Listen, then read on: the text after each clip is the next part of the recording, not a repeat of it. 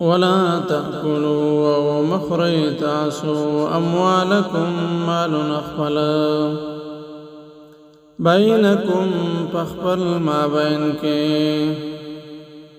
بالباطل پنا حقا طرق سرا وتدلوا او موركوي تاسو بها دا مالنا الى الحكام حاكمانتا لتأكلوا دید پارا چی اخری تاسو فریقا سحسا من اموال الناس دمالونو دخلقنا بالإثم فقناو زیات سرا وأنتم تعلمون او حال دادے چی تاسو خپوئے گئی يسألونك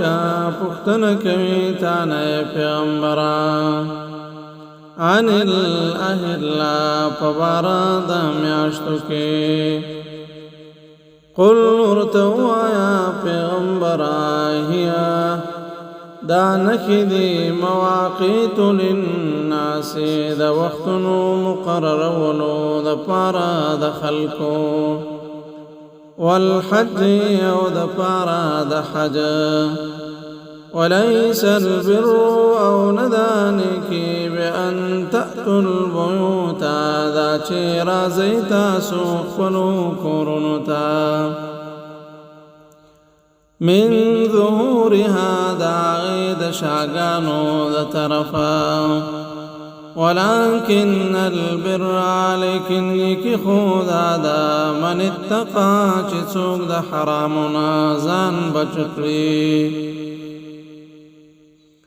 وأتوا البيوت ورازيتا سوكرنتا من أبوابها دا غيد دروازونا واتقوا الله ويرقيد اللهنا لعلكم تفلحون دے دا پارا چنتاسو کامیاب شئی وقاتلوا او جنگ وکڑی تاسو فی سبیل اللہ فلا راد اللہ کے الذين ودها كسانو سرا يقاتلون چ جنگ کوي تاسو سرا ولا تعتدوا او زیاتی مکوئی فبارد بڑاگانو دارنگی ماشمانو پوجلو کی ان اللہ بشک اللہ پاک لا يحب المعتدین نخوکوی زیاتی کون کی منا نکوی دا زیاتی کون کو سرا واقتلوهم او وجنيدوا حيث ثقفتموهم چرتا چه پیدا کړیدوی لرا واخرجوهم او باسیدوی من حيث اخرجوكم دکم زینا چه وستلی تاسو والفتنة او فتنة سدا شد من القتل زیاتا سخت دا قتلنا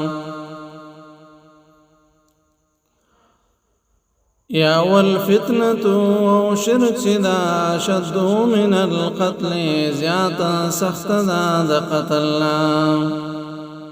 ولا تقاتلوهم او جنگ مکوی تاسو دوی سرا عند المسجد الحرام فخواد مسجد حرام کی حتى تردی پوری یقاتلوکم چدوی جنگو کی تاسو سرا فیه باغی کی فإن قاتلوكم پس کچری جنگو کئی دوی تاسو سرا فقتلوهم نوجنی دوی لرا كذلك جزاء الكافرين داشان سزاد دا كافرانو فإن انتهوا پس کچری من شدوی فإن الله نبشك الله پاک غفور رحیم ډیر بخون کې او ډیر مهربان ده.